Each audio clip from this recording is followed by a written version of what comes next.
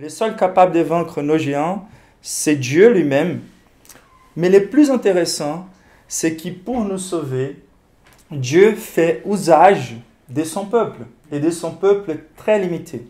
Et par là, et c'est ça que c'est très important de comprendre dans ce texte, Dieu est en train de maximiser sa gloire et sa puissance en nous sauvant, ça se dit en français, oui, en nous sauvant au travers un peuple limité, d'une manière complètement surprenante.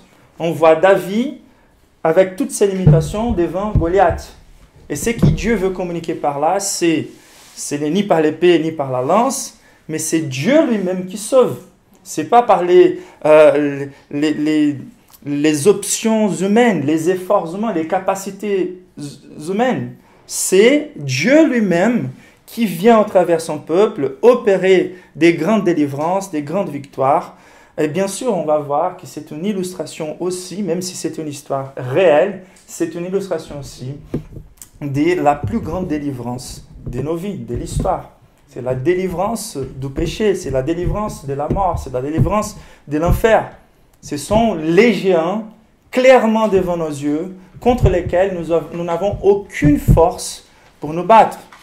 Et voilà, Dieu est en train de maximiser sa gloire, car dans ce texte, Dieu est en train de nous offrir non seulement l'opportunité de contempler sa délivrance, le fait qu'il est gracieux, qu'il va venir nous sauver, mais il est en train de nous inviter aussi, avec toutes nos limitations, à participer de cette grande délivrance. Et c'est ça qui est plus étonnant au peuple, c'est de voir comment il est clair que c'est Dieu lui-même qui est en train d'opérer ces grandes délivrances, car il est en train de faire au travers la vie des hommes limités. Et donc, nous avons posé une grande question à ce texte qui était comment nous porter devant les géants, de façon à non seulement contempler la délivrance de Dieu, mais de participer. D'accord ? Et ça, c'est très important. Car de temps en temps, on voit des choses qu'on pensait que Dieu ne pourrait pas faire. Des choses qui nous sont faibles dans nos foi. Je me rappelle par exemple des moments de prière pour des personnes qui étaient malades. Une fois que j'ai participé, j'étais tout content à la fin. C'est une de ces personnes qui a prié pour cette guérison. Mais de temps en temps, j'écoute une nouvelle en disant que quelqu'un a été guéri et je n'ai pas participé à ça. Et donc, quand on voit par exemple des grands hommes de Dieu, William Wilberforce par exemple, qui a pu être utilisé par Dieu pour finir avec l'esclavage en Angleterre, et plusieurs personnes qui étaient très pessimistes par rapport à ça et qui ne se sont pas engagées avec cette grande bataille ou avec cette grande victoire. Et de temps en temps, nous sommes en train de regarder des grands challenges devant nos yeux et pour qu'on pense que ce sont des causes impossibles, nous ne sommes pas engagés. Et le plus intéressant, c'est on va contempler cette délivrance de Dieu, on va contempler la puissance de Dieu, mais le plus intéressant, c'est qu'on puisse participer de ces choses. Et donc, on a vu quelques réponses. Donc, la première chose qu'on a vue, et c'était très important, c'était vraiment de savoir identifier un géant. La Bible ne nous donne pas l'assurance que nous allons vaincre tous les obstacles qu'on va trouver dans nos vies.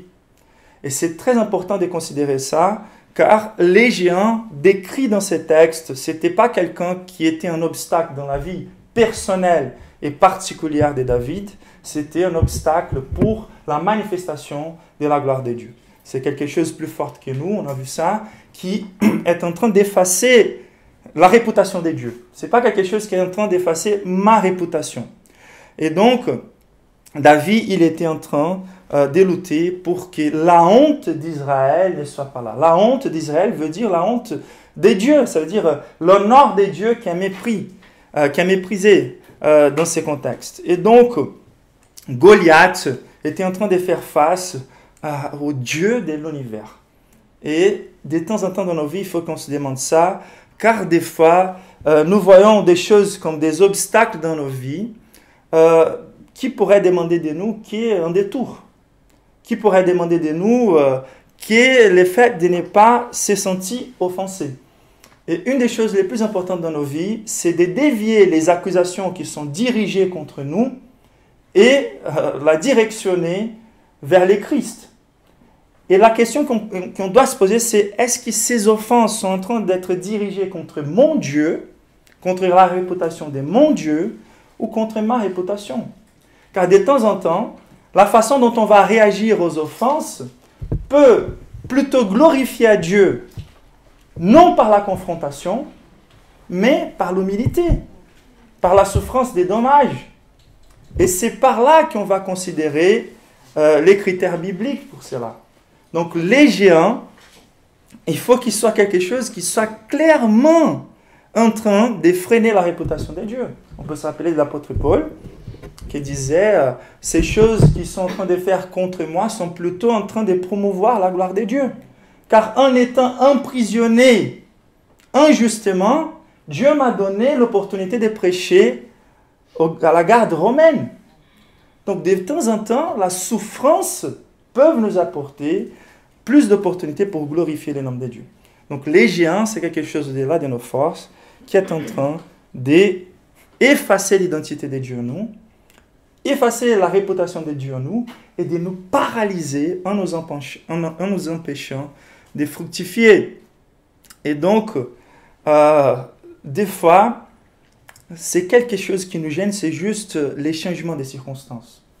Les choses sortent de notre contrôle et notre manque de confiance dans la capacité de Dieu de glorifier son nom au travers de ces nouvelles circonstances sont là. Et des fois, quand on voit les problèmes qui nous emprisonnent, qui nous empêchent de fructifier, des fois, ils sont très petits. Il ne s'agit même pas des géants.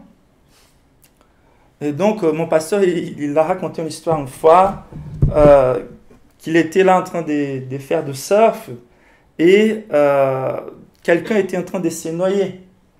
Et là, il s'approche pour aider, mais il s'aperçoit qu'il s'agissait, que ce n'était pas trop profond.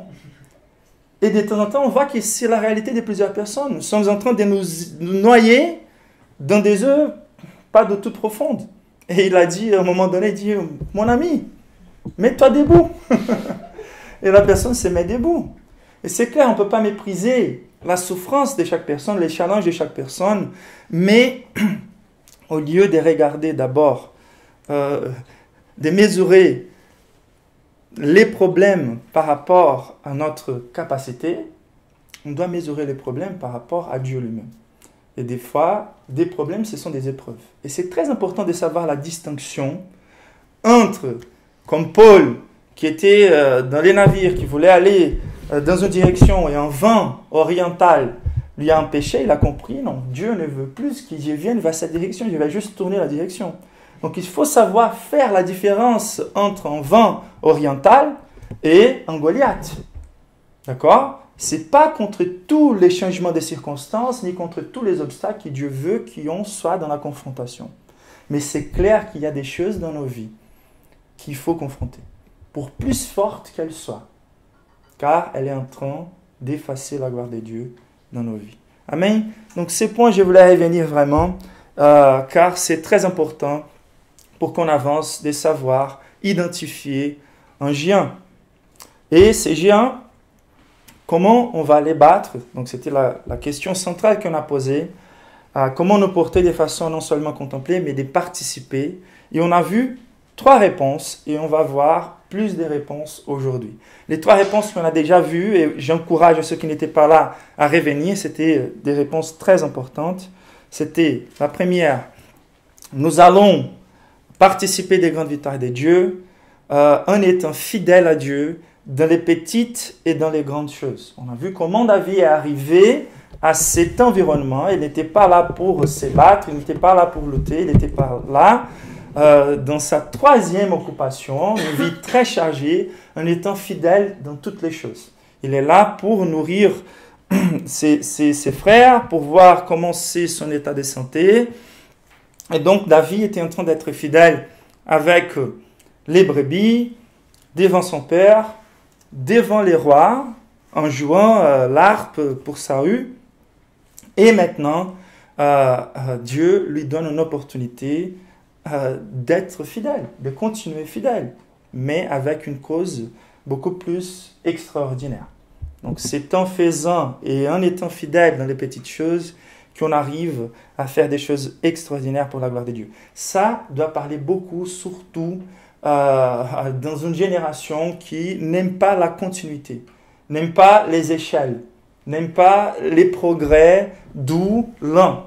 Donc on est habitué à voir aujourd'hui des choses très vite, et notamment vis-à-vis aux leaders, vis-à-vis aux pasteurs, qui ont des tentations de temps en temps de baisser les paramètres de la fidélité pour voir les choses s'accomplir d'une façon plus vite. Et donc il faut vraiment regarder les caractères d'une personne par la façon dont il est fidèle dans les petites choses. La deuxième chose qu'on a vue, c'était qu'on va participer des grandes victoires de Dieu en étant tellement attaché à Dieu, à point d'avoir ces mêmes affections.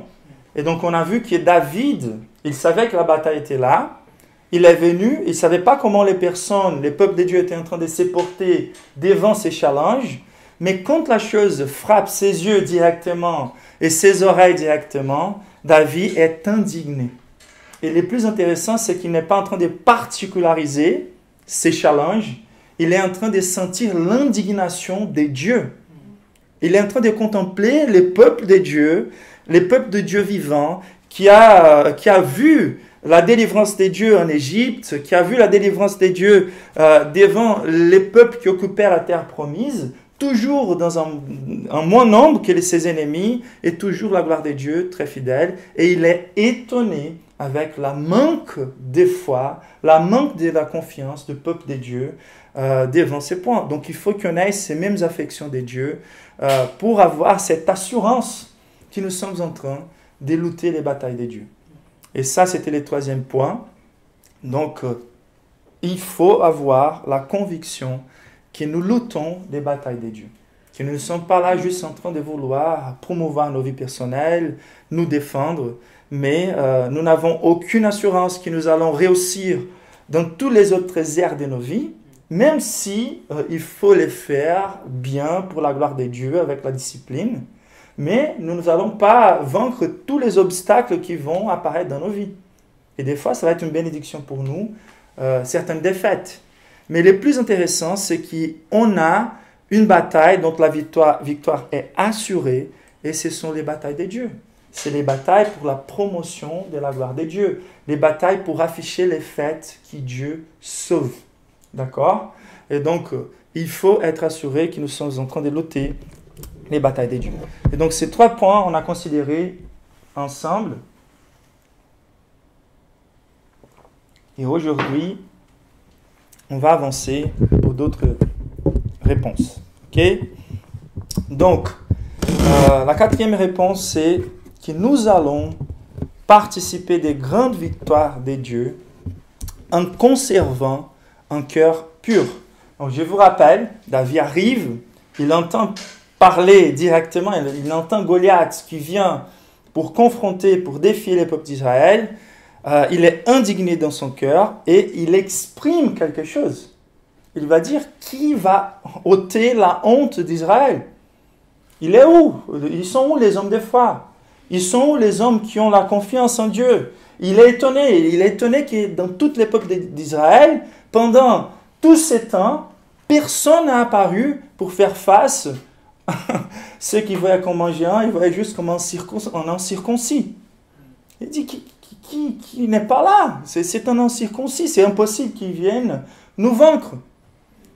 Et donc, David est confronté par son frère qui dit non, tu es très orgueilleux, tu veux juste voir la bataille, tu es en train de provoquer les personnes, tu es en train de mépriser le peuple. Mais il est très intéressant. La réponse de David, ce n'est pas une confrontation. Il dit juste au verset 29, « Que j'ai donc fait, n'ai-je pas les droits de m'exprimer ?» Donc, ce que David est en train de faire, c'est d'agir avec un cœur transparent. Il n'est pas en train de faire semblant qu'il a plus de courage que les autres. Il est en train juste d'afficher la vérité des choses qui se passent au niveau de son cœur. Et c'est pour ça qu'il appelait un homme selon le cœur de Dieu.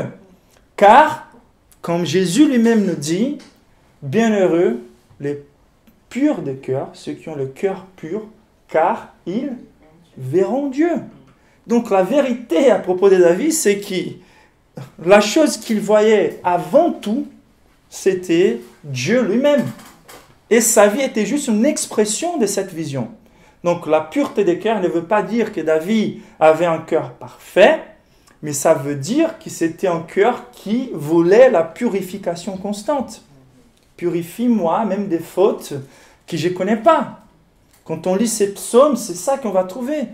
Il sait que c'est un cœur brisé qui plaît à Dieu. C'est plutôt un cœur honnête. C'est un cœur qui n'a pas de problème d'afficher ses fautes. Qu'il s'assoit devant Dieu, qu'il s'assoit devant les hommes. C'est un cœur qui est à l'aise avec l'identité que Dieu lui a donnée. Et on va voir ça par la suite. Il ne veut pas prendre les armées, il ne va pas prendre l'armure des Saül.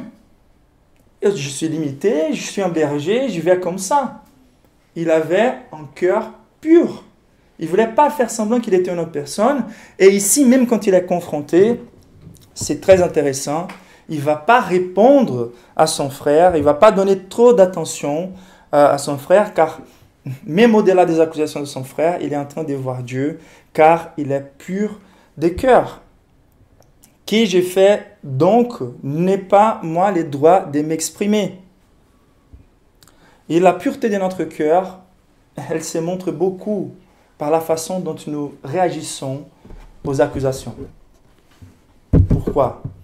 Car quand les personnes sont en train de nous accuser, il faut qu'on se rappelle bien qui nous sommes devant Dieu. Nous sommes les pires des pécheurs. Il n'y a aucune chose que quelqu'un puisse dire à propos de moi qui soit l'auteur de ma méchanceté.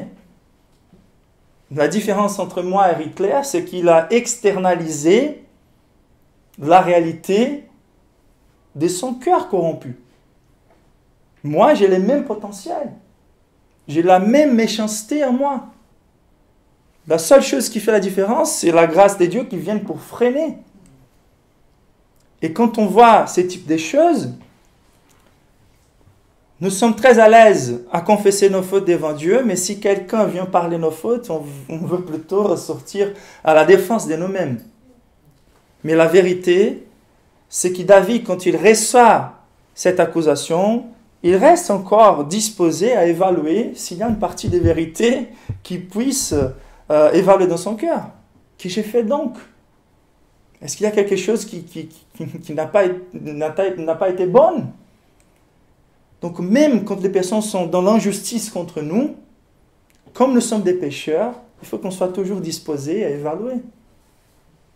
Toujours disposé à nous examiner. Et donc c'était un cœur honnête.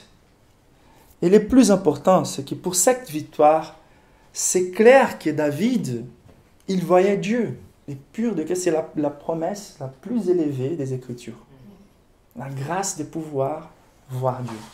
Et c'est vraiment très dangereux de sortir vers les batailles de Dieu, car les ennemis sont les plus élevés possibles, sans être en train de voir Dieu. Il faut qu'on voit Dieu d'abord. Et ça, c'était quelque chose que David était en train de vivre quand il était tout caché derrière les brebis. Là, sa vie était intensive. Et c'est pour ça que pendant qu'il était en train de voir Dieu tout le temps, les peuples qui étaient là en train de voir les géants tout le temps, avec beaucoup d'autres occupations. Mais David, c'était clair qu'il avait un cœur pur et c'est pour ça qu'il était capable de voir Dieu beaucoup plus élevé. Et c'est ça qui est déterminant à la fin. Et le plus intéressant, c'est que ceux qui sont les plus capables de nous blesser, ce sont nos proches. Peut-être, à mon avis, des fois, même les plus pieux d'entre nous, qui ont la capacité de voir Dieu, on prend la parole et les mots de nos proches avec un poids très, très, très lourd.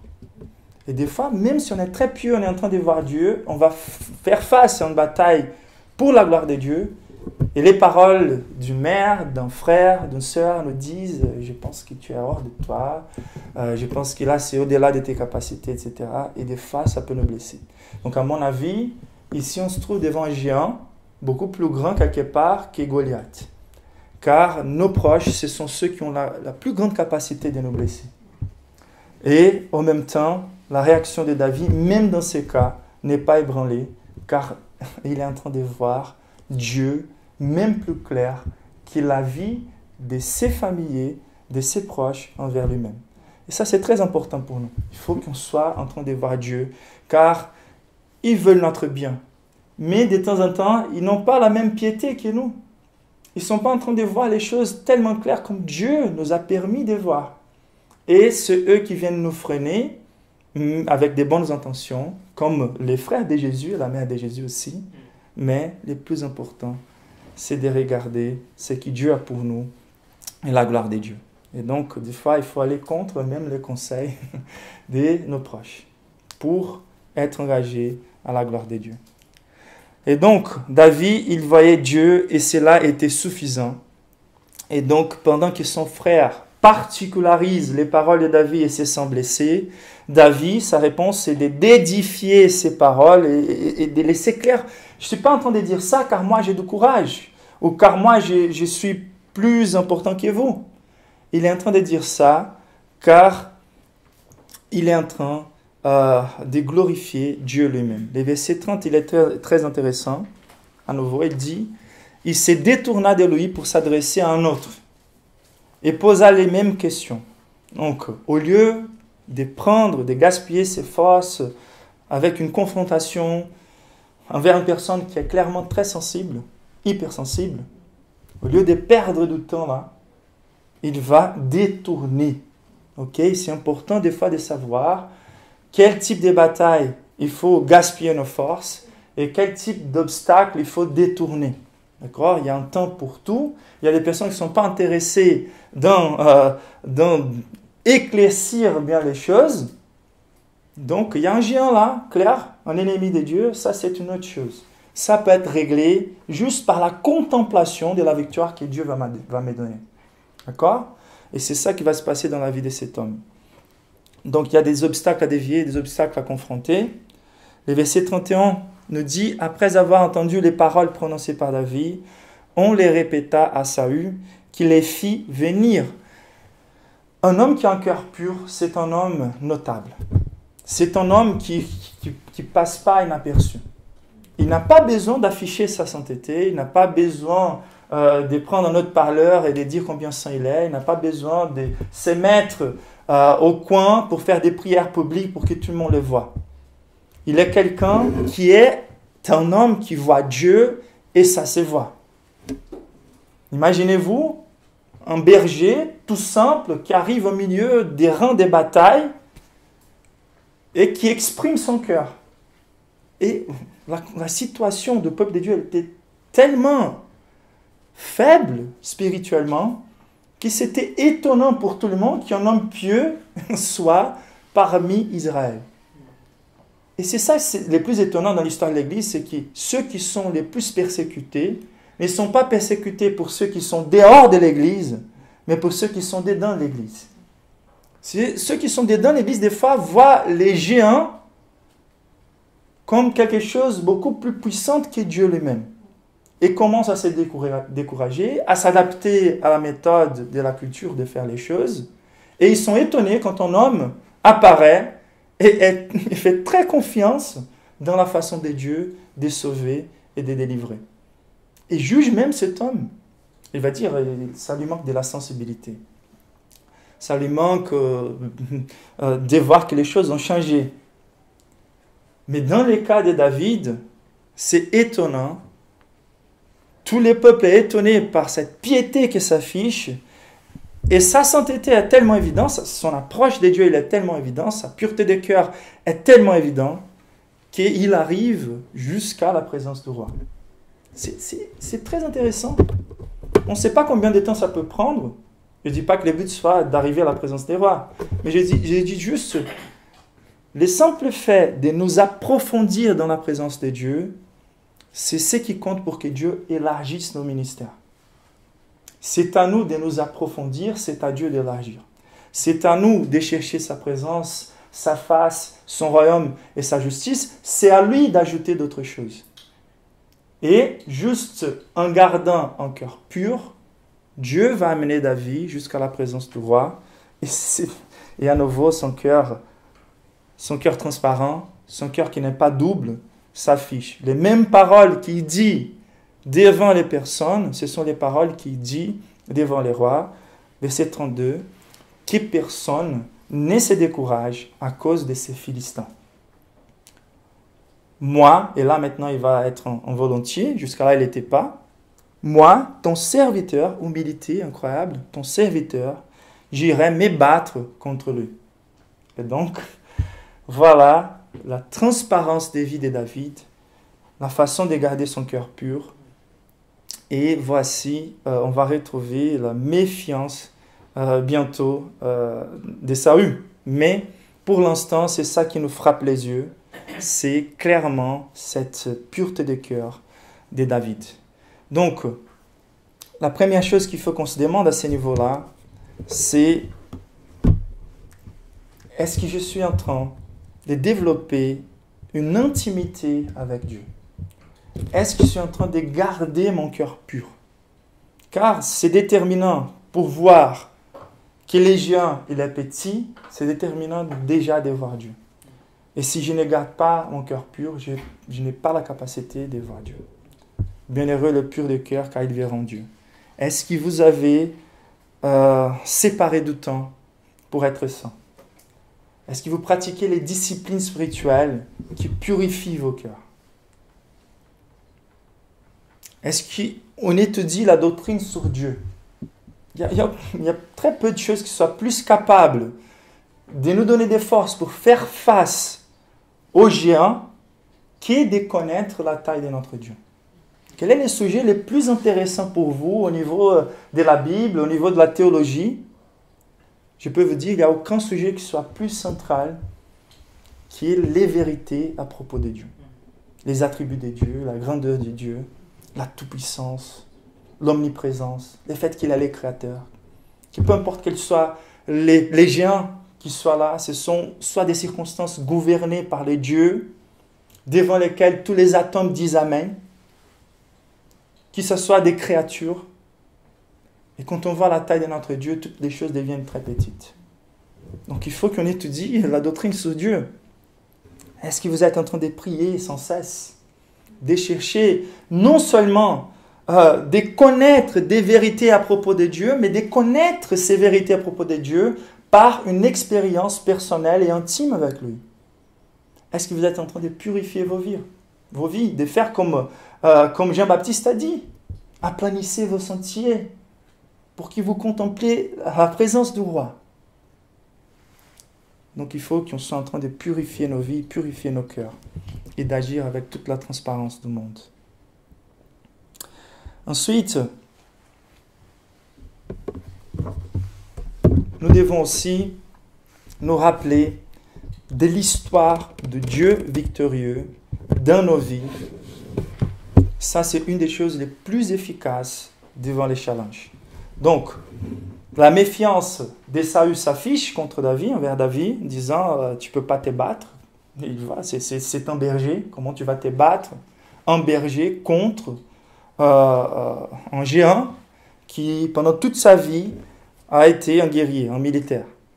Et donc, David, pour donner juste un petit peu de substance à Saül, il raconte à Saül son histoire. Il raconte à Saül quel type d'ennemi il a pu battre déjà.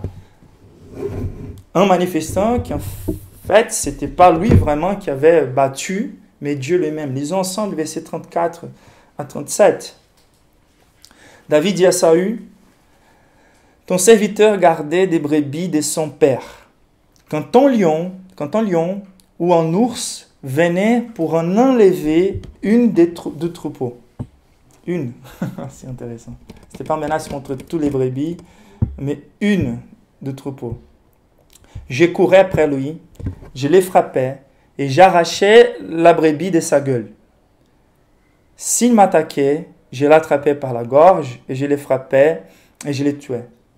C'est ainsi que ton serviteur a frappé les lions et l'ours.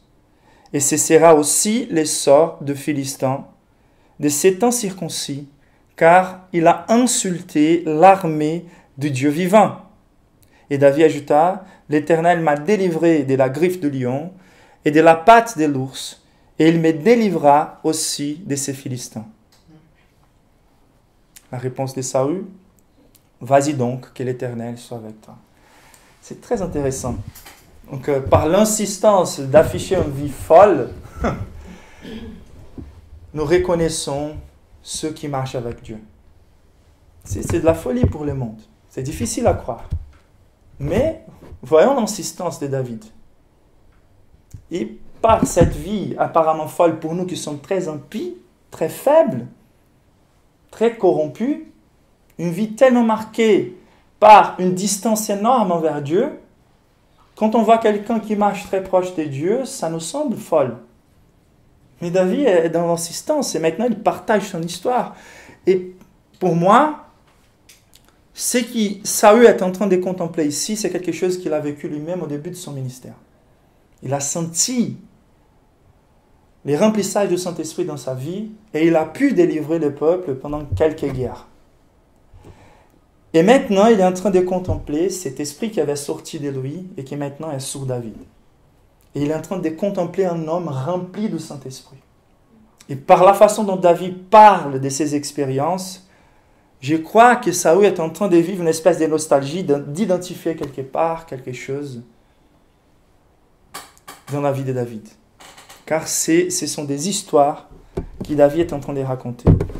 C'est intéressant le fait que David était ce bon berger qui donne sa vie pour les brebis, même que ça soit une, tout comme Jésus lui-même.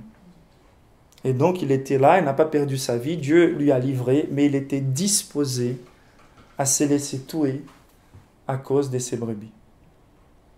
Et voilà, quand on considère l'histoire des dieux dans nos vies, ça fait toute la différence quand nous sommes devant les gens. Il faut se poser la question, est-ce que c'est le challenge qui est devant moi aujourd'hui? Est-ce que Dieu ne m'a pas délivré dans d'autres circonstances des obstacles beaucoup plus difficiles que ceux que je trouve aujourd'hui? Et pourquoi mon âme est troublée? Pourquoi mon âme est abattue? J'ai oublié l'histoire des dieux dans ma vie. Est-ce que c'est les moments de l'histoire d'un géant vaincre? Un géant qui est là juste pour effacer la réputation des dieux dans ma vie. Un géant qui est là juste pour m'empêcher de fructifier, de lutter les batailles des dieux, qui est là juste pour me décourager. Est-ce que Dieu, ce même Dieu qui m'a délivré au passé, va permettre que sa réputation soit effacée dans ma vie aujourd'hui?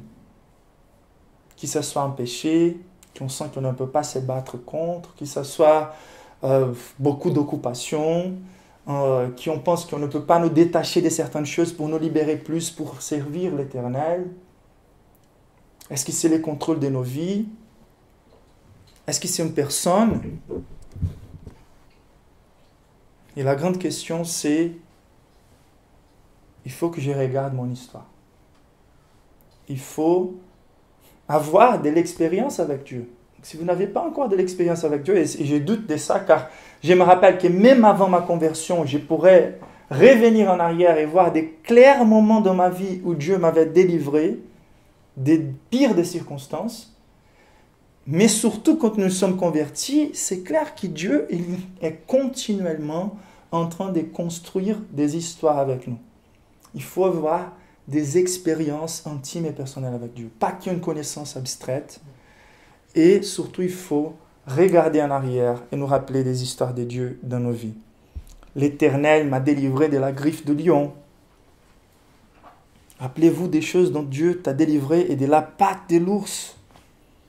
Il me délivrera aussi de ces Philistins. Je n'avais aucun doute. Le plus frappant, c'est vraiment cette conviction que c'était l'Éternel qui les délivrait. Quand il était en train d'accomplir la fonction que Dieu l'avait donnée. Que ça soit clair. Dieu lui avait donné cette fonction. Il était avec cette conviction. Ça me fait rappeler une histoire que j'ai déjà partagée avec vous, mais l'importance de reconnaître l'origine de cette délivrance. Et David, dans toute humilité, il est en train de dire, il pourrait sortir de là en se disant, moi j'ai battu un ours, moi j'ai battu un lion, mais c'est pas ça ce qu'il est en train de dire. Et donc, je vous rappelle un épisode avec un ami à moi où on était dans la voiture, on a presque souffert un accident et complètement sans contrôle, il essaie de détourner et on finit vraiment par quelques centimètres entre deux vents et une petite voiture. Donc, notre voiture a fini vraiment entre ces deux vents et cette petite voiture. Et je regarde, je me suis dit, là maintenant il va confesser, Dieu est glorieux, Dieu nous a livrés. Et ce qui sort de sa bouche après quelques secondes, c'est, tu as vu comme j'ai conduit énormément bien. Et donc, ce n'est pas le cas pour David. Et ça affiche vraiment un cœur préparé pour vaincre les batailles de Dieu. C'est cette disposition à reconnaître la gloire de Dieu. C'est que l'histoire que nous sommes en train de vivre, c'est l'histoire de Dieu. Et donc, est-ce que vous vous rappelez de votre histoire vécue avec Dieu? Plutôt l'histoire de Dieu dans nos vies. Regardez en arrière. Rappelez-vous des délivrances du passé. Ça a une puissance énorme pour qu'on puisse faire face aux géants aujourd'hui. Une des plus grandes catastrophes de l'Église et du peuple de Dieu, même dans l'Ancien Testament et même aujourd'hui, c'est d'oublier l'histoire. C'est de ne pas lire l'histoire de l'Église. C'est de ne pas lire l'histoire d'Israël, l'histoire de l'Église dans le Nouveau Testament et l'histoire de l'Église depuis le Nouveau Testament jusqu'à aujourd'hui. C'est en méprisant ce que le Saint-Esprit a fait pendant 2000 ans d'histoire, depuis la naissance de l'Église, que l'Église tombe très facilement dans les nouvelles versions des anciennes hérésies.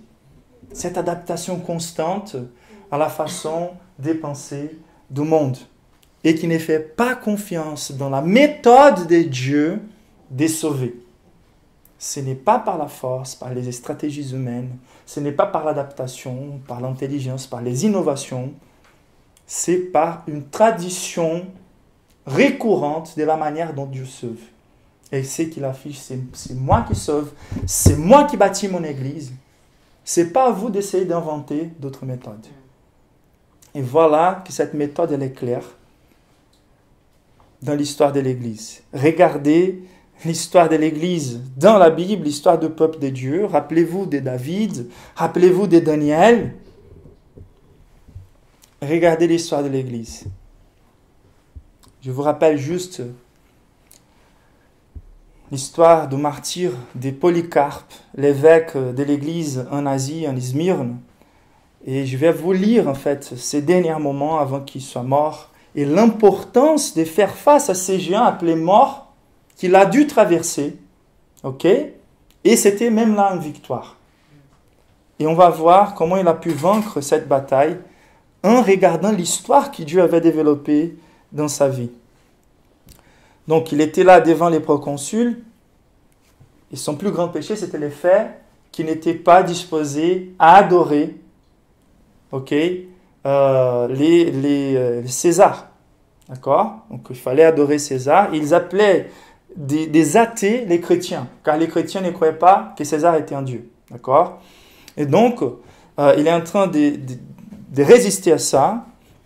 Et les proconsuls disent à Polycarpe de nier. Il demande, est-ce que tu es Polycarpe? Il dit, oui, je suis moi-même. Les proconsuls lui disent, alors, respecte ton âge.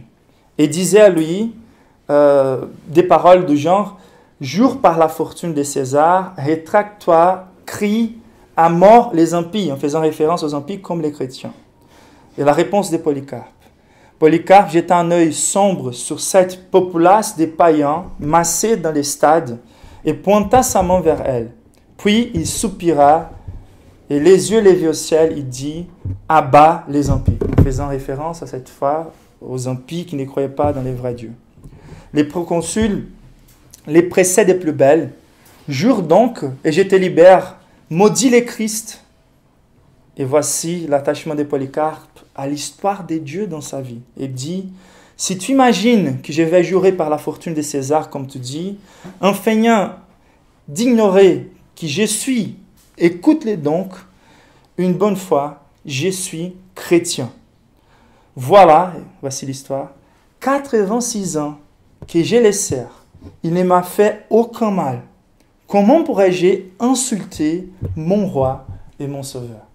il regarde son histoire. Il regarde la façon de Dieu de traiter sa vie. Cette intimité avec Dieu, c'était impossible même de voir la mort comme un géant. Car il savait qui étaient les dieux qui les soutenaient toute sa vie. Et il continue, si le christianisme t'intéresse, donne-toi un jour pour m'entendre. Il veut même faire de l'évangélisation en face de la mort. Et voici ce qu'il les répond, les proconsuls. J'ai des fauves. Je t'y ferais jeter si tu ne changes pas d'opinion. Et voici la réponse de Polycarpe. Fais-les venir. Les repentir pour nous, les chrétiens, n'est pas une bonne chose quand nous passons du bien au mal. Nous ne consentons à changer qui pour devenir meilleur. Et les magistrats s'irritaient. Je t'envoie au bûcher si tu ne crains pas les fauves. Apostasie donc. Et Polycarpe répliqua, tu me menaces d'un feu qui brûle d'une heure, puis s'éteint rapidement. Tu ignores donc le feu du jugement à venir et du châtiment éternel gardé pour les impies. Mais pourquoi tardes-tu? Va, donne tes ordres. Et comme ça, Polycarpe a été mis à mort par les feux. Et c'est très intéressant, ça peut sonner comme une défaite, mais l'histoire raconte que toute la multitude s'émerveillait de la grande différence entre les incroyants et les élus. C'est énorme. Notre histoire, l'histoire de l'Église, nous donne des forces pour faire face aux plus grands géants. Et quand on voit en fait cette grande nouée des témoignages dans l'histoire, qui sont vos références du christianisme aujourd'hui? Ce sont ceux qui sont capables de vivre une vie très à l'aise et qui, pour vivre une vie très à l'aise, sont à plusieurs reprises en train de nier la vérité sur Dieu, la méthode de Dieu. Ou ce sont ces types d'hommes, moi, je dois confesser, mes plus grands héros, il faut que je regarde en arrière pour les trouver. J'ai quelques références, grâce à Dieu, aujourd'hui, il y a beaucoup dans notre génération. Mais si vous voulez devenir des hommes de Dieu, capables de battre des géants, ne méprisez pas l'histoire de ces hommes de Dieu qui ont battu des grands géants. C'est à nous d'élever des paramètres en nous basant sur la vie de ces hommes, surtout par la manière dont ils voyaient Dieu. Donc il faut qu'on regarde notre histoire. Il faut qu'on regarde l'histoire de l'Église. Ces hommes ont donné du sang. Ici en France, place de la Concorde, plus de 1200 hommes de Dieu, des Huguenots, ont été mis à mort à cause de l'Évangile. Et aujourd'hui, nous sommes en train de nier Jésus dès dans l'Église par nos pratiques.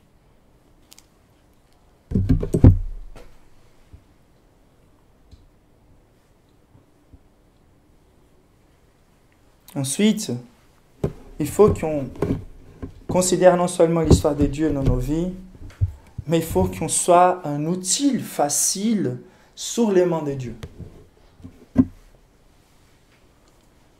Bon, ça veut dire, il faut que je sois authentique, il faut que je me connaisse bien, il faut que je connaisse bien qui je suis devant Dieu, les outils qu'il m'a donnés, les talents qu'il m'a donnés. Car si, d'un côté, il faut que je voie clairement Dieu pour faire face à une bataille, c'est possible que pour certaines batailles, je dois jouer un rôle un peu plus périphérique. Ça veut dire,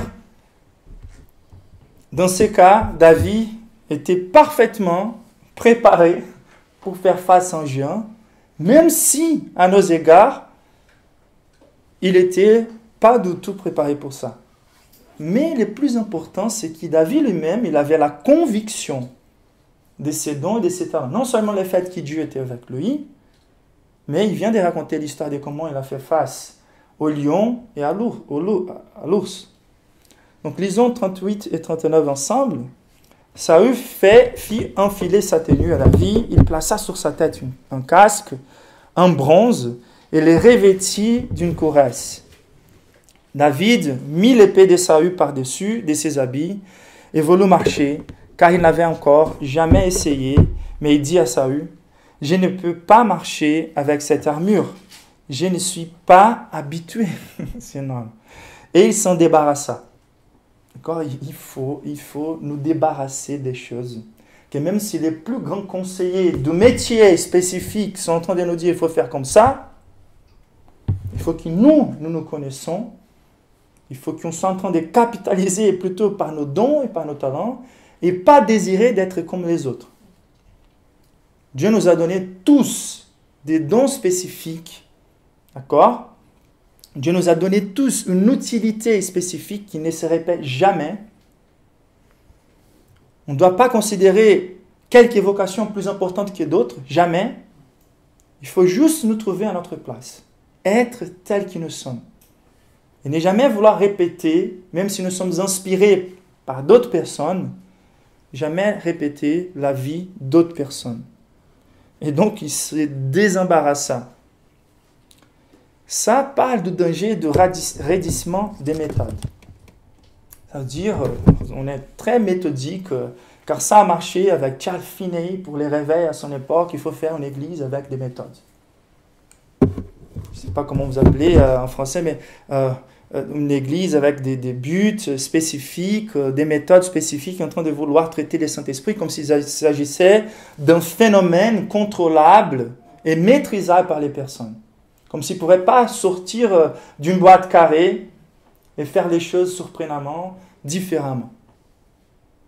Donc, une des choses les plus importantes, c'est vraiment d'avoir des repères, des références, mais de jamais vouloir reproduire complètement les ministères d'une autre personne. Voilà David qui a une référence des rois en Saül, mais qui va agir différemment.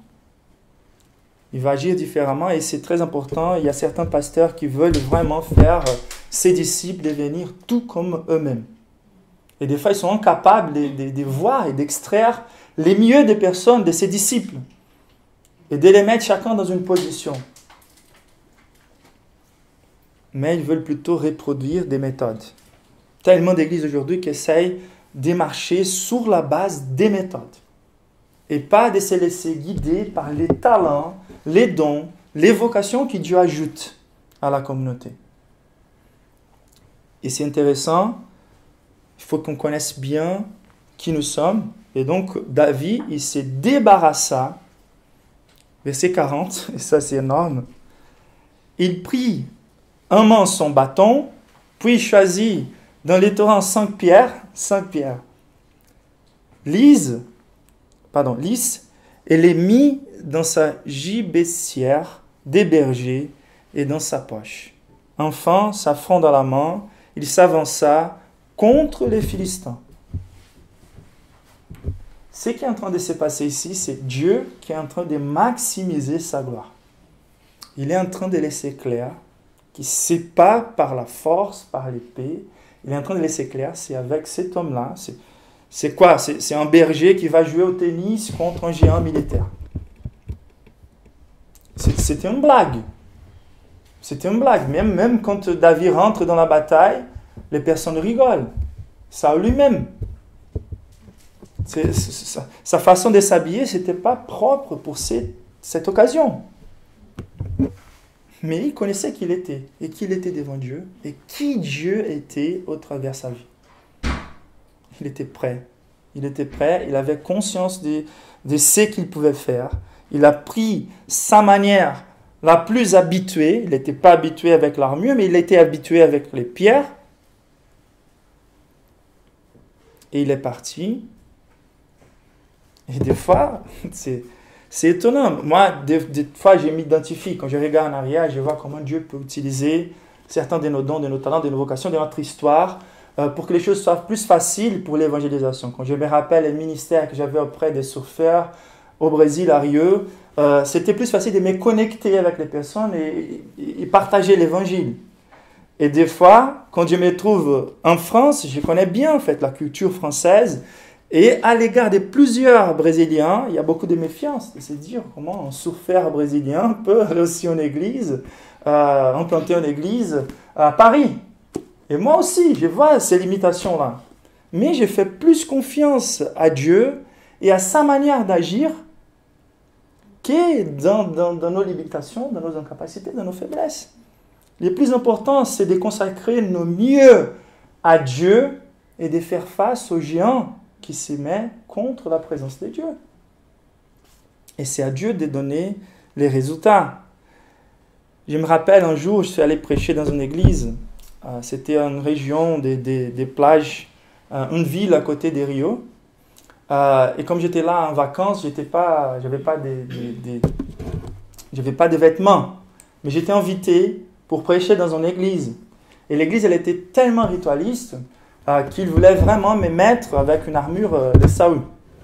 Et c'était très intéressant en fait. Ils m'ont donné des chaussures qui étaient beaucoup plus larges que mes pieds, des chemises. Je me sentais vraiment très mal à l'aise. Mais je me suis adapté là, à la situation. Mais c'est intéressant de voir en fait comment on essaye de reproduire les choses par les méthodes. Et il faut faire attention à ça. Il y a quelque chose qui raconte aussi un homme qui était un pentecôtiste, qu'un jour il arrive, il prêche pendant tout le temps derrière un pupitre qui était à cette hauteur-là, ok? Il prêche tout le temps et à la fin de la prédication, il demande est-ce que vous avez été bénis par ces messages? Et tout le monde dit oui, on était bénis. Et il dit donc sachez, il sort de là, sachez que j'étais en train de prêcher tout ce temps en Bermudas. Donc il était là juste en train de montrer, c'est pas nos habits vraiment qui vont faire la différence contre ces légalismes. Bien sûr, il faut avoir de la modération pour tout. Mais ce qu'il était en train de montrer vraiment, que ce ne sont pas les méthodes qui bénissent, mais c'est plutôt ce que Dieu fait de nous. Donc, est-ce que vous connaissez vraiment vos talents, vos dons, vos vocations au sein de l'Église, au sein, quand je dis l'Église, ce n'est pas qu'entre amuros. J'ai dit, vous êtes les peuples de Dieu, vous avez tous reçu des dons, des ministères à développer dehors et dans l'Église. Et est-ce que vous connaissez? Des fois, Dieu a été en train de développer des choses dans vos vies qui peuvent être encore mieux appliquées dans une cause qui est plus élevée que celle que vous avez développée, comme c'était le cas pour David derrière les brebis, qui maintenant va appliquer pour une grande délivrance. Donc, comment tu peux prendre ton mieux et diriger ton mieux pour réaliser cette victoire glorieuse de Dieu? C'est ce qu'il veut faire à nouveau ici en France, au travers de cette petite église. Partager l'évangile, comment vous pouvez jouer dans les partages de l'évangile, comment vous pouvez jouer pour la promotion de cette communauté, de la gloire de Dieu au travers de notre église. Êtes-vous capable de reconnaître? Êtes-toi constamment en train de développer votre don? C'est très important. David était constamment en train de développer ses dons. Ou est-ce que vous êtes en train de cacher vos dons? Jésus nous dit que c'est une grande responsabilité. Nous ne pouvons pas cacher nos dons. Il faut les développer. Dieu nous a fait tels que nous sommes, car il a un but spécifique pour réaliser au travers de nos vies. Pour faire face aux géants, il faut que j'aie l'assurance que c'est une cause de Dieu, mais que j'aie l'assurance aussi de mes convictions. Il faut avoir de la confiance dans les dons, dans les talents que Dieu m'a donnés. C'est très important d'être préparé. Il ne faut pas sortir et envoyer les missionnaires avec cette vision très romantique. Il y a beaucoup de missionnaires qui sont brûlés car ils n'ont jamais eu une préparation. Quand je dis une préparation, ce n'est pas une préparation des méthodes, mais une évaluation de leur intimité avec Dieu, une évaluation de leur talent devant Dieu. Juste d'admirer n'est pas suffisant. On peut admirer plusieurs choses et plusieurs ministères, mais le fait c'est qu'est-ce que Dieu veut faire admirable au travers de ma vie. Donc il faut qu'on soit un outil facile sur les mains de Dieu, plein de convictions. Et David, avec cette délivrance, il va même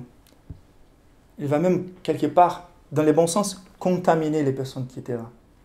Donc on n'a pas le temps de lire tous les textes, mais on sait, comme l'histoire va suivre, il va faire face aux géants, il a pris 5 pierres, suffit, juste une, c'était suffisante pour faire l'ennemi tomber. À nouveau, c'était Dieu qui était en train de manifester clairement. La pierre ne pourrait pas chuter Goliath, qui par ses miracles doit rentrer dans... Il avait sa casque, il fallait que ça rentre vraiment par les fronts, et ça rentre exactement où il était. Donc il tombe, David enlève sa tête comme il avait dit, et à partir du moment où un homme de Dieu, par la manière de Dieu de sauver, montre la gloire de Dieu sur les peuples, un réveil s'approche. Et tous les peuples se mobilisent, et tous les peuples s'élèvent, et tous les peuples partent vers les Philistins, et voilà que le courage de tous les peuples est redécouvert. Il suffit peu d'hommes de Dieu. Quand Paul a voulu sauver l'Église, il n'était pas en train de faire un mouvement pour sauver toutes les églises. Il a écrit quelques lettres à certains jeunes hommes, et cela était suffi. Il est dans une prison, il va mourir. Il n'est pas occupé avec des grandes dénominations, des grands mouvements.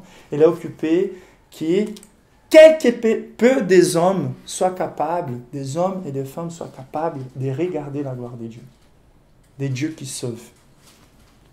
Et c'est à partir des peu de personnes enflammées que les réveils s'approchent à l'Église. La majorité des réveils ont commencé au travers de la vie d'un homme ou d'un petit groupe de jeunes.